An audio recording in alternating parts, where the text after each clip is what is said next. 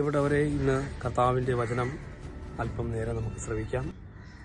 വിശുദ്ധ യോഹന്നാന്റെ സുവിശേഷം 8-ാം അധ്യായം 31 തുടങ്ങിയുള്ള തിരുവചനത്തിൽ ദൈവവചനം കർത്താവായ യേശുക്രിസ്തു നമ്മെ പഠിപ്പിക്കുന്നു. സത്യം നിങ്ങൾ അറിയുകയും സത്യം നിങ്ങളെ സ്വതന്ത്രരാക്കുകയും ചെയ്യും. വിശുദ്ധ യോഹന്നാന്റെ സുവിശേഷം 1-ാം അധ്യായം 1 തുടങ്ങി നമ്മൾ വായിക്കുമ്പോൾ അവിടെ വായിക്കാനായിട്ട് സാധിക്കുന്നത്, ആദിയിൽ വചനമുണ്ടായിരുന്നു, വചനം ദൈവമായിരുന്നു, വചനം ദൈവത്തോടു കൂടെയായിരുന്നു.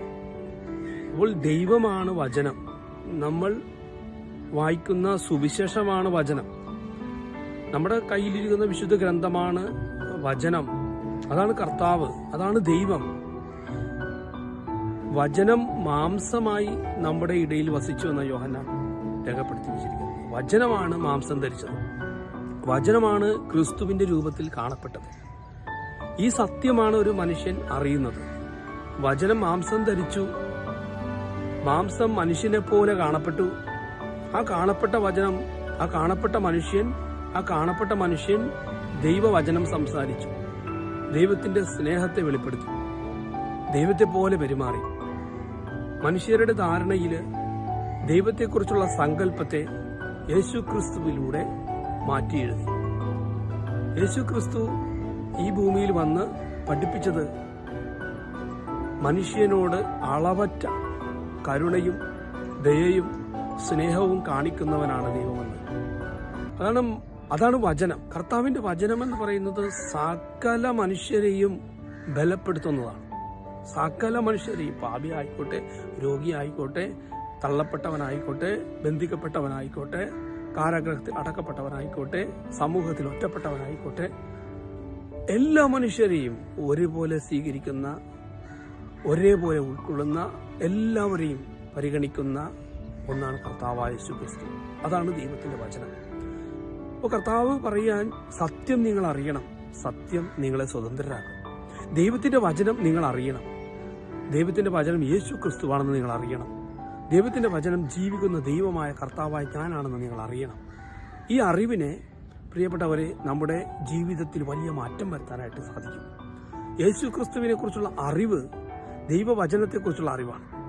ദൈവവചനത്തെക്കുറിച്ചുള്ള അറിവ് യേശുക്രിസ്തുവിനെ കുറിച്ചുള്ള അറിവാണ്. അത് നീ മനസ്സിലാക്കുമ്പോൾ, അത് നാം ഓരോരുത്തരും മനസ്സിലാക്കുമ്പോൾ, പ്രിയപ്പെട്ടവരെ, നമ്മുടെ ജീവിതത്തിൽ വലിയ മാറ്റങ്ങളുണ്ടാകും, വലിയ വ്യത്യാസങ്ങൾ നമ്മുടെ ജീവിതത്തിലുണ്ടാകും, വലിയ സങ്കടങ്ങൾ മാറിപ്പോകും, വലിയ പ്രശ്നങ്ങളെ അതിജീവിക്കാനായിട്ടുള്ള കരുത്ത് നമുക്ക് കിട്ടും. 1 യോഹന്നാൻ 3-ാം അധ്യായത്തിന് 5-ാമത്തെ വാക്യം പറയുന്നു, പാപങ്ങൾ ഏറ്റെടുക്കാനാണ് മനുഷ്യപുത്രൻ പ്രത്യക്ഷനായത്.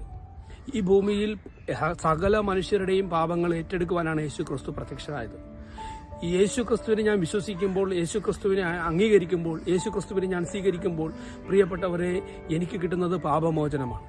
കാരണം യേശുക്രിസ്തു ഈ ഭൂമിയിൽ വന്നത് എൻ്റെ പാപങ്ങൾ ഏറ്റെടുക്കാനാണ്, എനിക്ക് നിത്യജീവൻ നൽകാനാണ്, എനിക്ക് രക്ഷ നൽകാനാണ് യേശുക്രിസ്തു ഈ ഭൂമിയിൽ വന്നത്.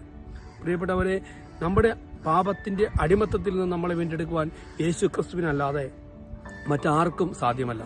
കാരണം യേശുക്രിസ്തു ദൈവമാണ്, യേശുക്രിസ്തു ദൈവവചനമാണ്, യേശുക്രിസ്തു ആത്മാവാണ്, യേശുക്രിസ്തു മരണമില്ലാത്തവനാണ്, യേശുക്രിസ്തു സകലത്തിന്റെയും സൃഷ്ടാവാണ്. ദൈവത്തിന്റെ വചനം യേശുക്രിസ്തുവാണെന്ന് നിങ്ങൾ അറിയണം. ദൈവത്തിന്റെ വചനം ജീവിക്കുന്ന ദൈവമായ കർത്താവായ ഞാനാണെന്ന് നിങ്ങൾ അറിയണം. ഈ അറിവിനെ, പ്രിയപ്പെട്ടവരെ, നമ്മുടെ ജീവിതത്തിൽ വലിയ മാറ്റം വരുത്താനായിട്ട് സാധിക്കും. യേശുക്രിസ്തുവിനെ കുറിച്ചുള്ള അറിവ് ദൈവവചനത്തെക്കുറിച്ചുള്ള അറിവാണ്. ദൈവവചനത്തെക്കുറിച്ചുള്ള അറിവ് യേശുക്രിസ്തുവിനെ കുറിച്ചുള്ള അറിവാണ്. അത് നീ മനസ്സിലാക്കുമ്പോൾ, അത് നാം ഓരോരുത്തരും മനസ്സിലാക്കുമ്പോൾ, പ്രിയപ്പെട്ടവരെ, നമ്മുടെ ജീവിതത്തിൽ വലിയ മാറ്റങ്ങളുണ്ടാകും, വലിയ വ്യത്യാസങ്ങൾ നമ്മുടെ ജീവിതത്തിലുണ്ടാകും, വലിയ സങ്കടങ്ങൾ മാറിപ്പോകും, വലിയ പ്രശ്നങ്ങളെ അതിജീവിക്കാനായിട്ടുള്ള കരുത്ത് നമുക്ക് കിട്ടും. അത് ദൈവവചനത്തെ വിശ്വസിക്കുമ്പോൾ, യേശുക്രിസ്തുവിൽ വിശ്വസിക്കുമ്പോഴാണ് സംഭവിക്കുക. സങ്കീർത്തന പുസ്തകം 119-ാം അധ്യായത്തിന്റെ 105-ാമത്തെ വാക്യം പറയുന്നത്, അവിടെ അങ്ങയുടെ വചനം എൻ്റെ പാദങ്ങൾക്ക് വിളക്കും പാതയിൽ പ്രകാശവുമാണ്.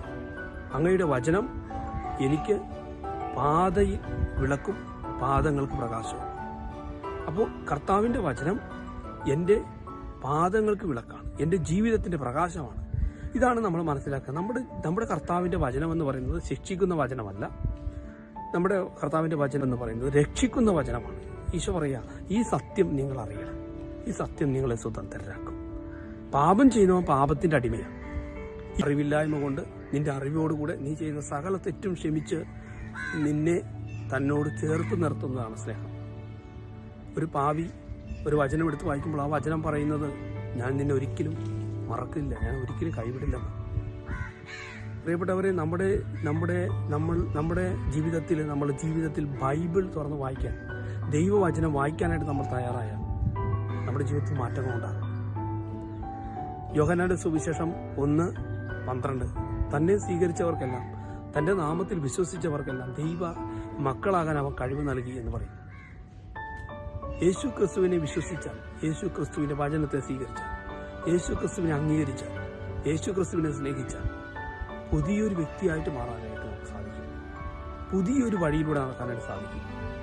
നമ്മുടെ പ്രശ്നങ്ങൾ അതിജീവിക്കാനായിട്ട് സാധിക്കും. യഥാർത്ഥമായ സത്യം നമ്മുടെ ജീവിതത്തെ സ്വാതന്ത്ര്യത്തിലേക്ക് നയിക്കും. യഥാർത്ഥമായ സത്യം നമ്മുടെ അനുഗ്രഹത്തിലേക്ക് നയിക്കും. അതുകൊണ്ട് പ്രിയപ്പെട്ടവരെ, ദൈവവചനം ആത്മാർത്ഥമായി വായിക്കുക, അനുസരിക്കുക, യേശു ക്രിസ്തുവിൽ വിശ്വസിക്കുക. യേശു ക്രിസ്തു ദൈവവചനമാണെന്ന് വിശ്വസിക്കുക. ദൈവം നമ്മെ അനുഗ്രഹിക്കട്ടെ.